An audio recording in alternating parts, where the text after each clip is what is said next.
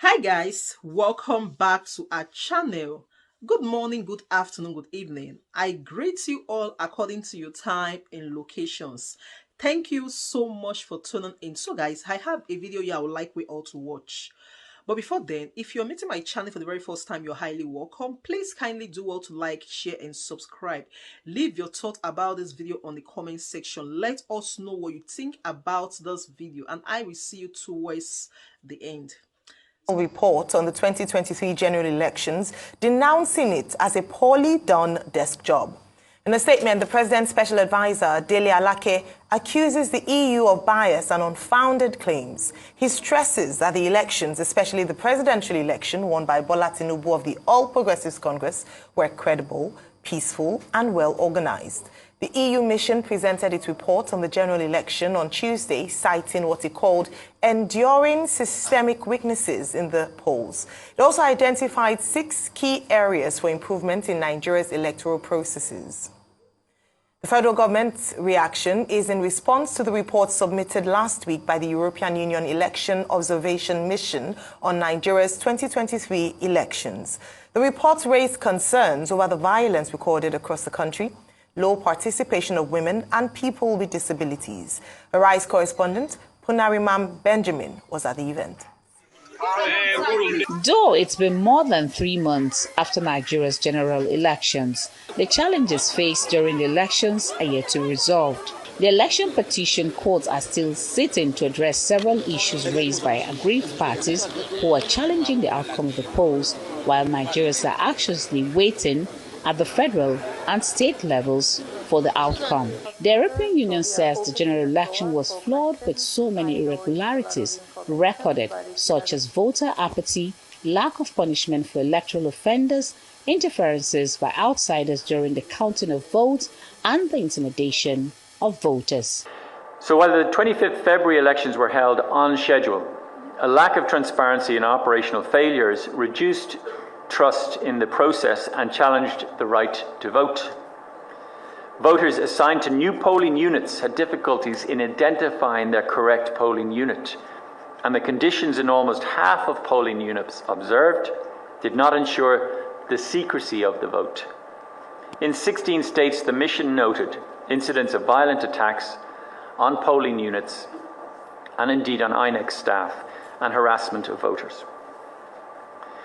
The counting procedures were negatively impacted by overall poor understanding, particularly in completing forms, and chaotic and overcrowded conditions in collation centres observed. Some of the recommendations by the European Observation Mission includes the protection of voters in future elections, establishing a robust operational framework for elections, and addressing impunity through an electoral offences court.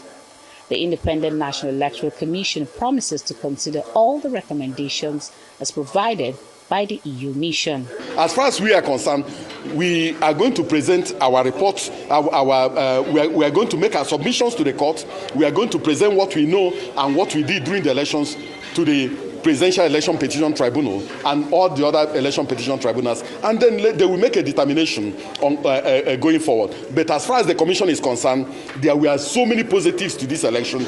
There were also significant challenges and problems with the election. We are going to address those challenges and those problems. The EU delegation also visited the Secretary to the Government of the Federation, George Akume, and submitted a copy of its report to the Nigerian government. The SGF is calling for more support from the EU to promote Nigeria's democracy. Punaraman Benjamin, Arise News.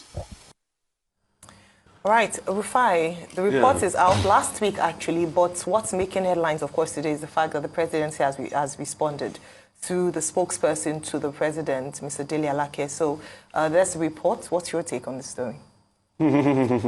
I saw the response of the presidential spokesperson and I laughed. Humor. Pure humor. You rebuff a report, but you don't have empirical analysis to point out the holes in the report. And you didn't rebuff it. You said it was a badly done job. No, the EU report was a well-done job. Kudos to the EU for empirically analyzing what happened in the elections and putting a report out there. A lot of Nigerians want to forget the trauma of the last elections. An election that promised so much but delivered so little. Is it the same elections that people were divided in Lagos? That town criers were coming out to tell people not to come vote? Is that same elections where people were beaten, blue, black, were hurt, and there was rancor everywhere? That our journalist, Okpe, where are you? Okpe was beaten and punched in the face for going to cover an election? Is this same election that somebody is trying to defend?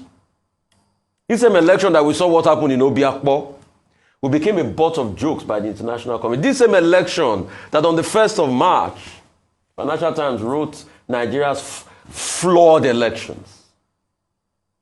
Same elections that people didn't want to come. And these same elections that INEC has not been able to tell us what kind of technical glitch happened.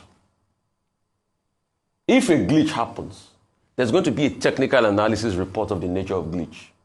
The first thing INEC should have done is to bring out that report. But till today, I have not seen anything of such. These same elections, and they were hurts, killings, beatings. This same election that was that lady's only offense that was gouged in the eyes. Jennifer, if my memory serves me right. Yes, I do. Because she went out to vote, but she said nothing was going to stop me, I was going to vote. These same elections where INEC reneged on its promises. And the defense now is that, they didn't say we're going to... Did you see Mr. Festus Okoye? When our colleague asked him, what kind of technical glitch, he couldn't answer. I said the case is in court. We'll see when the defense opens. It opens today, isn't it? 3rd of July. We'll see when the defense opens. But you see, what we are saying is for us to move a country forward, we need the truth. We have had an elections like this in 2007. But the man that benefited, Umar Musa Yar'Adua, came out to say, I know the elections that brought me were fraught with irregularities. And he gave us the wage report, which is a template for how elections should be today. We shouldn't deny the fact that the elections were filled with a lot of anomaly. 220 million population projected. Only 25 million people voted. So isn't the voter apathy shocking to Nigerians? Say, look at the chaos, look at the rancor, look at the pain that Nigerians face, look at the bewilderment that Nigerians faced after the elections. But what did the politicians do? They divided us further. EU, thank you for your very good report. Those that have ears, let them hear. Yes, some say it's a poorly done, bad job.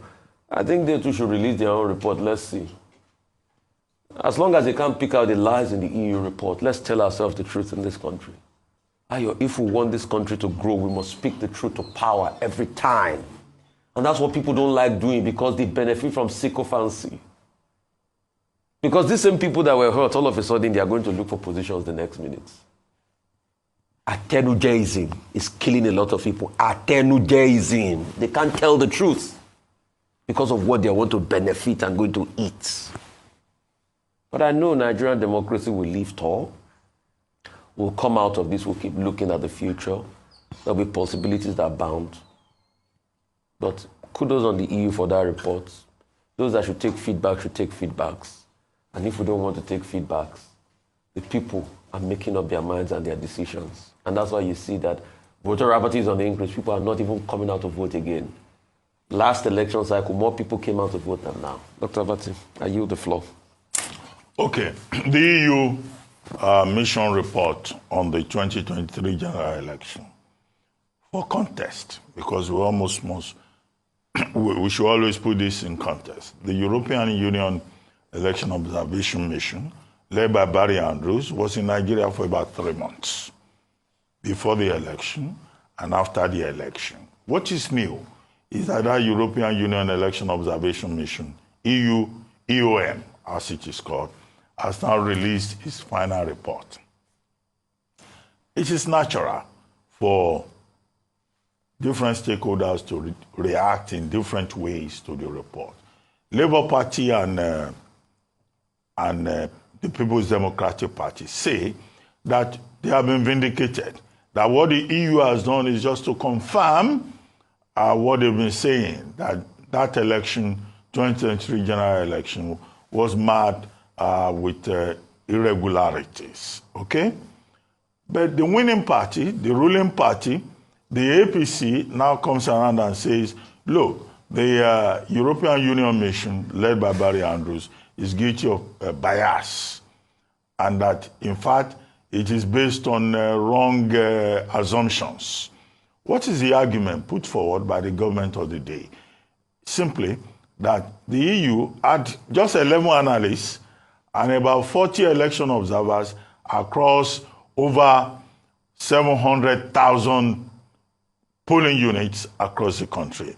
And their argument is that, look, with 40 observers across over 700,000 election polling units and just 11 analysts in Abuja, in terms of deployment, the federal government of Nigeria, the Tinubu administration argues that the EU could not have had a favorable, objective assessment of the election. However, the thing to note here is that it's very characteristic of the Nigerian government. Anytime any international agency or observer group says anything about the economy or about Nigerian politics, or even a media house international, whether it's The Economist or any other, or New York Times, writes anything unfavorable about Nigeria, the default position is to kick and say, no, you are lying, you are biased, you are prejudiced. So that's the context in this particular regard. So nobody should also be surprised that Labour Party and the People's Democratic Party are both saying, oh, we have been vindicated. However, it was not only the European Union that observed the elections. You had local observers, we had international observers. We had observers from the West African leaders, led by President Jonathan. We had observers from the Commonwealth. We had observers from the AU. We had observers from ECOWAS. I think for Nigerians to get the right perspective in this regard, it is one, to take a comprehensive view of all these observations. Two, it is also to be reminded that this matter is, in fact, before the Presidential Election Petition Tribunal.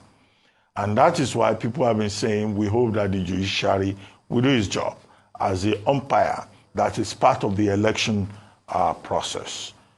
Three, people should also be reminded that the EU spent about 3 months on this 2023 election process. So the government may say, oh, this is the best election ever, as Mr. Alake argues. But it is also the view of some other Nigerians that this is the most controversial and the most disputed election since return to civilian rule in 2023. Now, I've given this background to define the context. What is the rub of the matter? Now, what is more important is that the European Union made specific recommendations. I think it's more important for us as Nigerians, as stakeholders, and the relevant institutions to focus on those recommendations. What can be taken away from it? One, the EU is saying we need to pay attention to discrimination against women in political life. That's an important message. The EU is saying impunity regarding electoral offenses. We have been on this impunity against regarding electoral offenses since the Wørst Commission recommendation. We have not addressed it.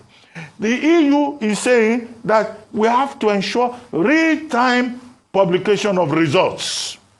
This is an issue on which many Nigerians have talked about. The EU is saying Nigeria has to look at ambiguities in the law, in the electoral framework, and resolve those ambiguities. Okay, I've mentioned just about 4 recommendations, but they made specific 6 recommendations. But to save time, I've drawn attention to these 4 recommendations that are in the public domain.